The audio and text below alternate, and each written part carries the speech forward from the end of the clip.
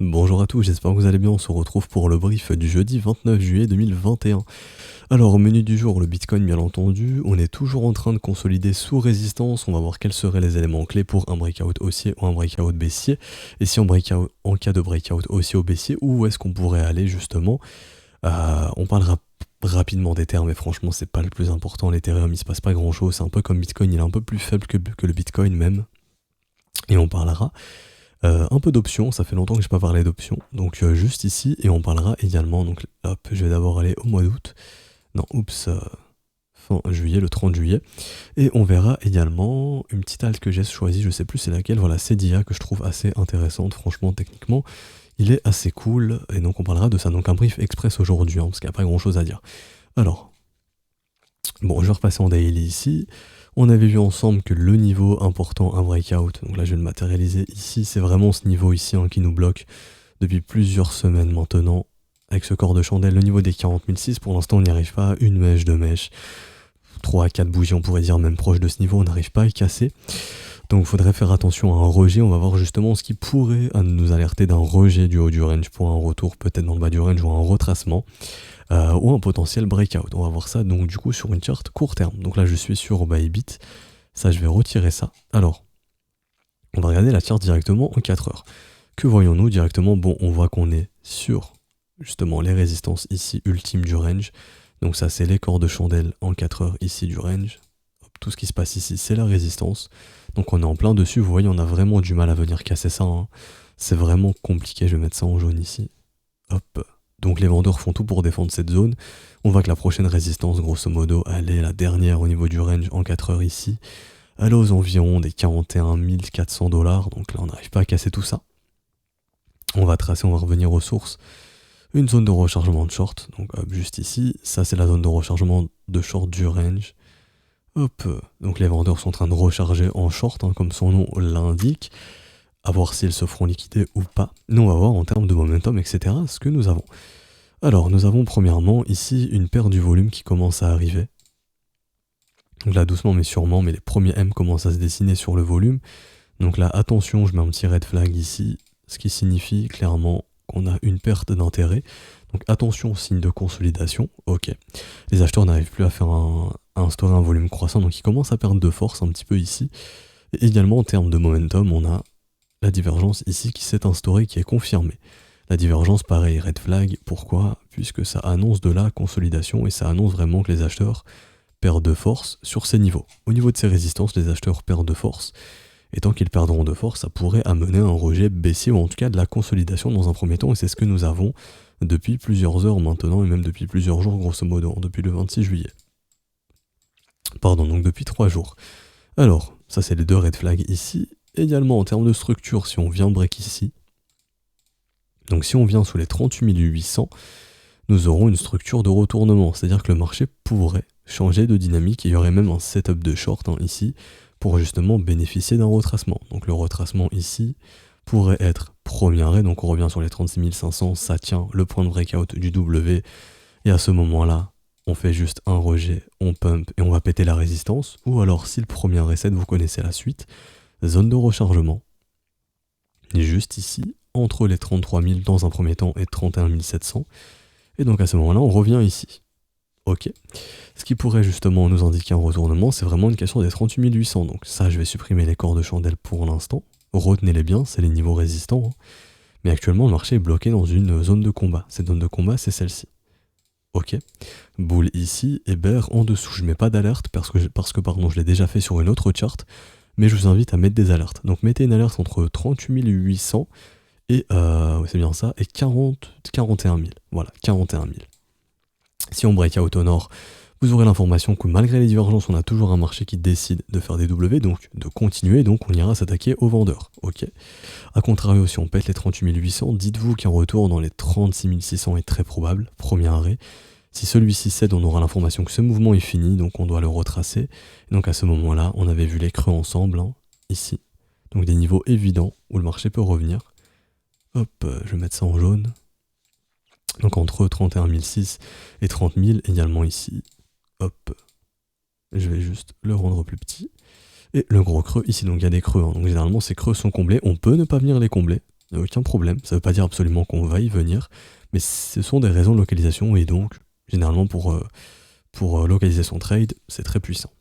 Donc, ça ne veut pas dire qu'on va y aller, encore une fois, ça veut juste dire que si la divergence est présente, si on vient breaker les 38 800, la dynamique changera sur ce rallye, on pourrait passer dans une éventuelle dynamique baissière, un M comme ceci, M top, et donc retracer le mouvement.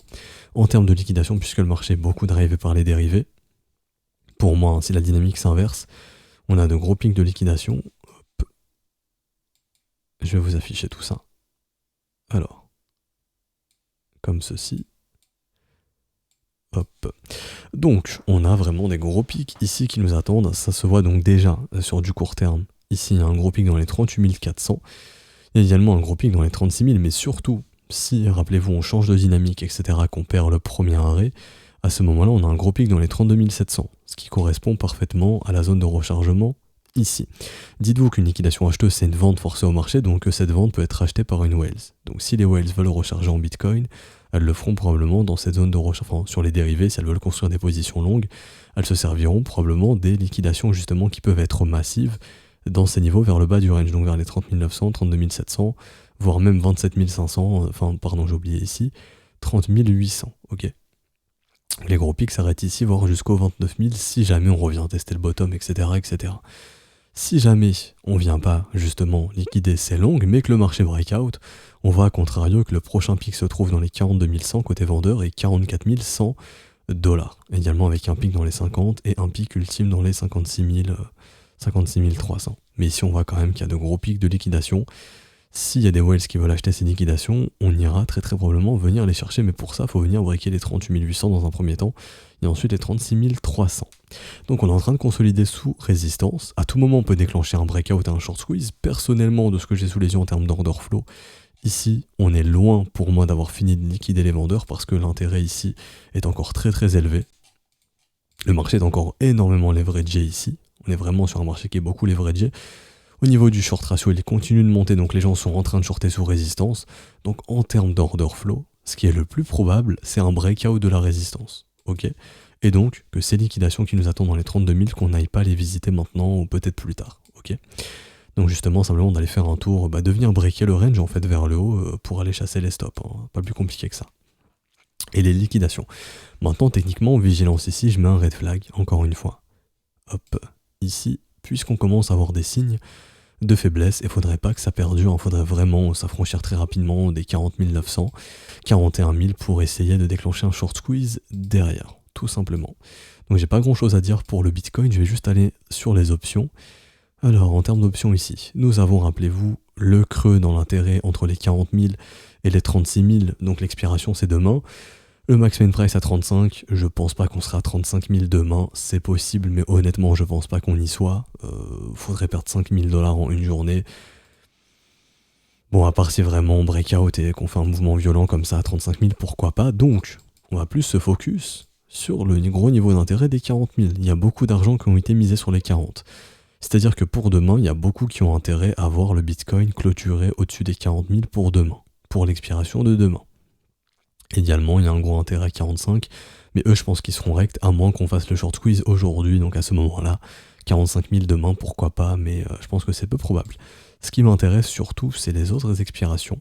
Donc là, on a le 27 août, donc le plus gros niveau d'intérêt se trouve le 27 août sur les niveaux des 50 000, donc il y a beaucoup d'argent en jeu sur les 50, mais surtout un contrat qui a un gros intérêt déjà, c'est celui de septembre, et également le niveau des 50 000 est très recherché. Donc, ceux qui ont misé beaucoup d'argent d'un point de vue contrat-option, ils ont un gros intérêt sur le niveau des 50 000 $. Donc c'est un niveau vraiment à surveiller. Si vraiment on sort du range, dites-vous qu'il y a de grosses probas d'être aux alentours des 50 000 d'ici fin septembre. Et donc on pourrait connaître justement notre rallye ici, de la consolidation là-dedans, jusque septembre, ok. Et pendant la consolidation, des alts qui s'amusent et qui retracent aussi fortement, probablement si bel et bien on sort du range vers le haut, et c'est ce qui manque au marché. D'ailleurs, le point haut de mon range est ici. Hop. Donc, il faudrait vraiment breaker les 42 200 pour voir un Bitcoin revenir au minimum à 47 000, entre 47 et 55 000, grosso modo. Et ce serait une bonne zone de distribution pour revendre en Bitcoin si certains veulent revendre. Ok. Donc voilà, j'ai pas grand chose à dire sur le Bitcoin. Sur du court terme, vraiment surveiller les niveaux qu'on a vus. Si on pète les 38 800, on risque de reprendre une dynamique baissière, donc d'avoir trouvé le sommet hein, au niveau du range. Et donc un retour dans le bas du range serait possible. J'ai vu une question sur, d'ailleurs en termes de CVD, il y a beaucoup de pression vendeuse ici. Hein. Il y a beaucoup de mecs qui se mettent à vendre. Je vais juste retirer ça. Hop. Donc il y a beaucoup de mecs qui se mettent à vendre ici, dans ces zones de prix. Vous voyez ici le CVD qui commence à s'écrouler malgré que les prix montent. Donc là il y a une grosse pression vendeuse. Donc, comme auparavant.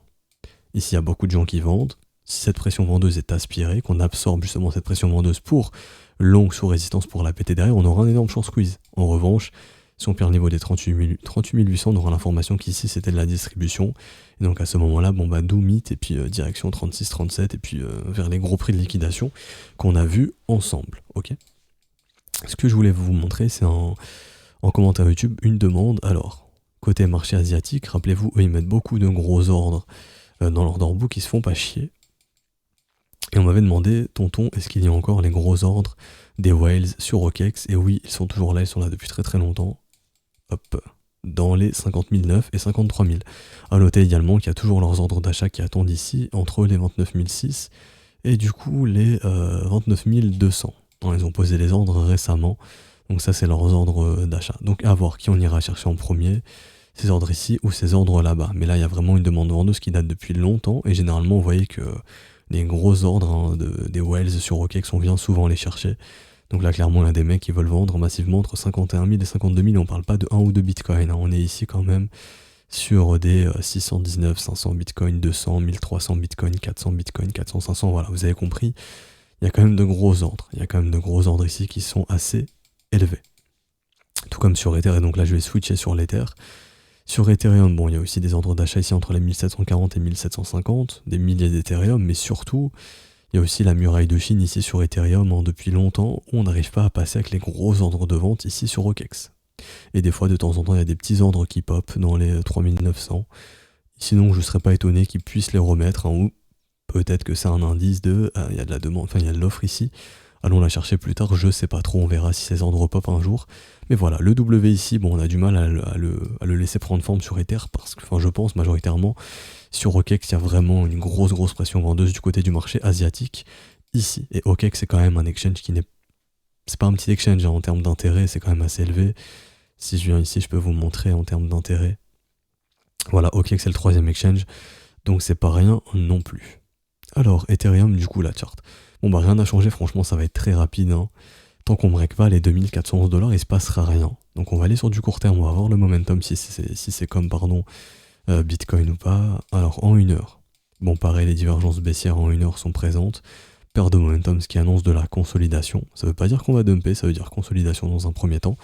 Et en 4 heures, regardons aussi, toujours sous l'effet des divergences, hein, donc pareil consolidation sous résistance. Donc pareil, zone de combat ici sur Ethereum court terme. Si on pète ici c'est bull, si on pète les 2437 c'est bull, si on pète les 2152 c'est bear. Et donc à ce moment-là, on pourra revenir visiter les prix plus bas, tout comme sur Bitcoin. Bitcoin, donc zone de rechargement. Donc entre 1994 et 1871, et ensuite on verra. J'ai pas grand chose à dire de plus sur Ether. Moi ce qui m'intéresse aujourd'hui c'est DIA que je trouve assez intéressant. Pourquoi ? Parce qu'on est sur un asset qui commence tout doucement ici à tenter de retrouver un momentum intéressant. Je dis bien tenter, à voir si ça s'est confirmé ou non. Alors, je vais zoomer fortement. Non, à quelques micro-pixels près. Bon, c'est pas grave ici. Mais bon, on a un break de trendline, on a également en pleine zone de rechargement. Je vais vous montrer ça de mémoire. Alors, on est peut-être sur des plus bas. Non, on est sur les plus bas, donc d'un point de vue localisation, c'est très bien. On a un asset qui est à plat, c'est-à-dire que la volatilité a été réduite. Également, qu'on a ici, on consolide depuis ici 37 jours. Donc depuis 37 jours, on n'a pas réussi à faire un nouveau plus bas. Donc ici, ça montre clairement que la demande se montre et que l'offre s'épuise. Hein, les vendeurs n'arrivent plus à pousser les prix plus bas. On a les premiers W qui s'instaurent. Donc généralement, on signe ici qu'il y a des gens qui sont intéressés pour acheter et défendre cette zone de prix. Également, la ligne de coût se trouve juste ici. Si on vient breaker les 1,59$, on a un marché qui pourrait être mature pour retracer. Et donc à ce moment-là, un retour à 2,82$ dans un premier temps, voire en zone de rechargement de short, qui serait donc entre 3,99$, enfin 92$ et 4,77$. Je vous affiche les prix ici pour ceux qui veulent les voir, prices. Et donc ceux qui veulent revendre en DIA, le revendront ici. Donc les vendeurs n'ont plus trop intérêt à pousser les prix plus bas à vendre ici, mais plutôt à proposer leur offre ici. Donc il y a de grosses probabilités que le marché revienne dans cette zone.